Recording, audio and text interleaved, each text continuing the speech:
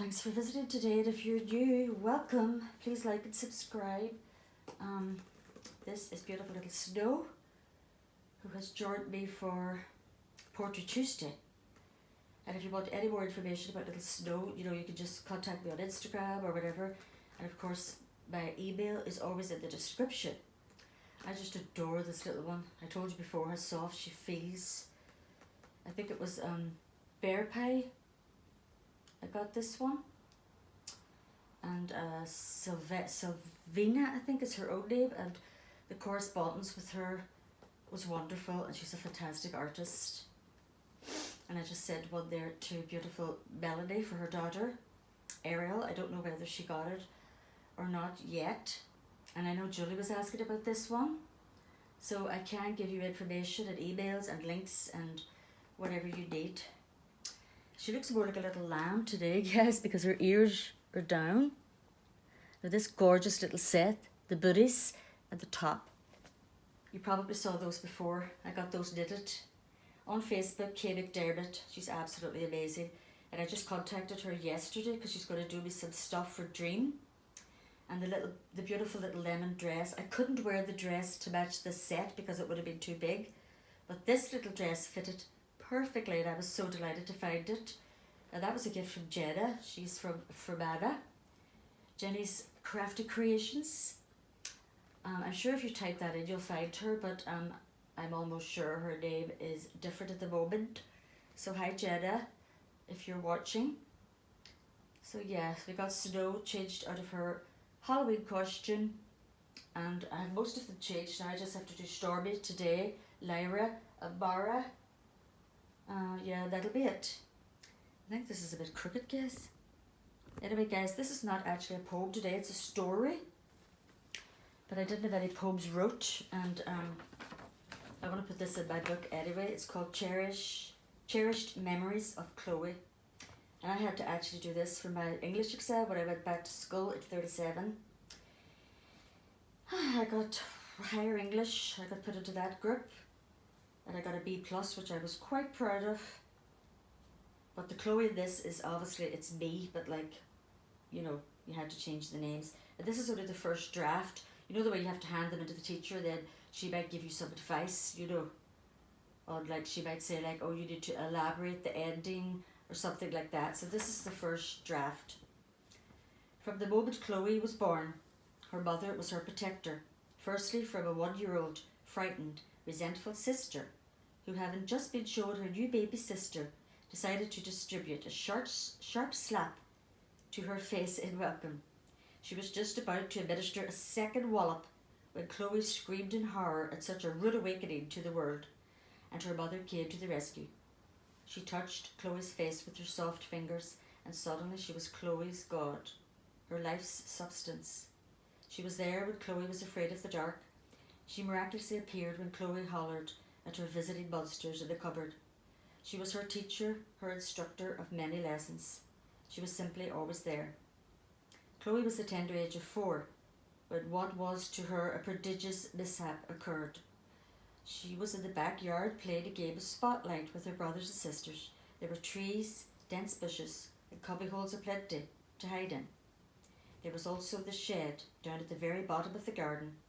Someone of Chloe's small frame and bendable limbs could squeeze way down far behind it, and that's exactly what she did.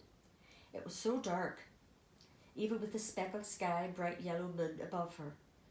Chloe started to feel a bit anxious. It was taking an awfully long time for someone to find her. Suddenly, out of nowhere, a huge shadow loomed over her. Her heart began to beat frantically. It was only the family dog, Wolf, but Chloe had worked herself up into such a state she believed she was about to be mauled by the hairiest, most horrible ogre imaginable. She jumped up and started screaming and shrieking at the top of her lungs, scampered past the bemused puppy and headed for home, but tripped and fell into a huge bunch of nettles. Chloe just lay there, shocked and sobbing, letting everyone know of her anguish and pain. But what did the surrounding audience do but erupt into merriment and glee? All of a sudden, there was a roar that any lioness would have been proud of. It was Chloe's mum. She gently lifted Chloe into her soothing, consoling arms and held her tightly, and began to severely admonish the perpetrators for this horrible lack of sympathy. Chloe stared up into her mother's face as she was carried away to sanctuary. Chloe thought her bub was a glittering princess. Her eyes sparkled. She was all beautiful colours and sounds. Nothing would ever diminish her strength or power. Her indefatigable love could withstand all tantrums, storms of tears, and the unbelievable worry and stress that all mothers go through. There were kisses, soft embraces, assurances, and promises of plenty. Now things began to change for little Chloe. You guessed it, her first day at school. Chloe's mother stood there, actually professing that she had to leave her in that place, alone and desolate. Well, not quite alone. Chloe's 1 year older sister was with her. Chloe looked at Tina and clutched her hand tightly. Tina didn't look nearly big enough for a mother and a protector, but under the circumstances she would have to do. Tina no longer slapped Chloe, by the way. She was much more amenable by then. As Chloe looked up into Tina's face, in meek pleading for her help, she realised she was going to have to turn to others now besides her mum for protection and guidance.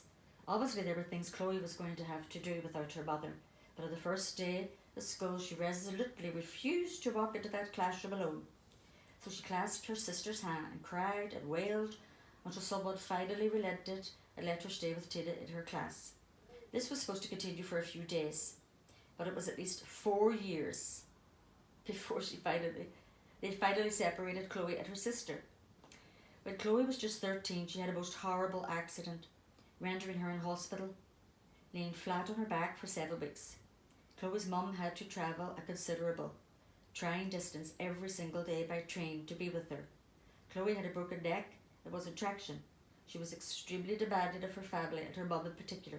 But Chloe's mum was undaunted by this. She was unwavering and constant in her ever-loving care. There were loads of tears at that time, despairing words from Chloe, but her mum never became despondent. She kept all her hurt and distress locked tight in her heart, showing only a smiling and consoling face to Chloe. And so Chloe's life moved on. She grew and learned to be more independent. She began to see more of the struggles and hardships her mother went through, such as dealing with alcoholism in the family. Then when Chloe's father died at the age of 60, the family were staggered with shock, but for Chloe's mum, her whole world seemed to collapse. She suddenly lost all of her zest for life, love and happiness. Her ever-abundant fortitude and stamina seemed to crumble. Chloe slowly began to grasp that she had lost her mum as her protector and mentor, her rock, and in turn, I'll say that bit again. Chloe slowly began to grasp that her mum had lost her protector and mentor, her rock, and in turn, Chloe had lost hers. Swiftly, everything was turned around. Chloe's mum became ill, physically and mentally. Chloe was thrust into the role of parent, her mum wailing and lamenting, seldom smiling ever again. Her mum was going through the most terrified, lonely time, but Chloe felt helpless to aid or support her. Chloe's mum's health continued to deteriorate, and over the next number of years, she frequented the hospital often. On one such occasion, Chloe arrived to visit her mum and found her asleep on the white, sterile-looking bed.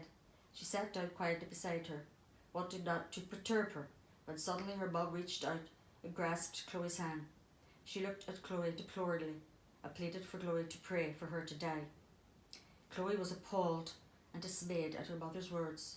Could she really feel so low as to actually want to die, to leave this world, cruel though it may be at times, and disappear into perhaps nothingness? Unfortunately, it was not long before Chloe's mum was to get her sad wish. Chloe's mum had a stroke 3 weeks later. As Chloe travelled in the ambulance on the way to the hospital, her mother couldn't speak, only with her eyes, and Chloe couldn't meet them, for fear her mother would see the terror and defeat in hers. When they reached the cold stark building of the hospital, everyone was quickly ushered inside, and the nightmare began. After a couple of hours, it became apparent that Chloe's mum wasn't going to make it this time. The family arrived one after the other, their faces wan from shock. Chloe sat holding her mother's hand at the end, not having to talk or try to comfort any more, as her mum had slipped into unawareness, eyes softly closed. when Chloe's mum finally set forth on her heavenly pilgrimage, it was a gentle leaving, just a whispered sigh, and she was gone. But the parting for Chloe was a wrenching explosion of grief that remains with her still. Although Chloe had something else to carry with her in her heart, the gifts that her dear mother left with her. She was that little baby in her mother's arms. She was that little baby in her mother's arms. She learned endurance, faith, strength, and above all, how to love. Okay, that's it, guys. Let me know what you think. And keep dancing.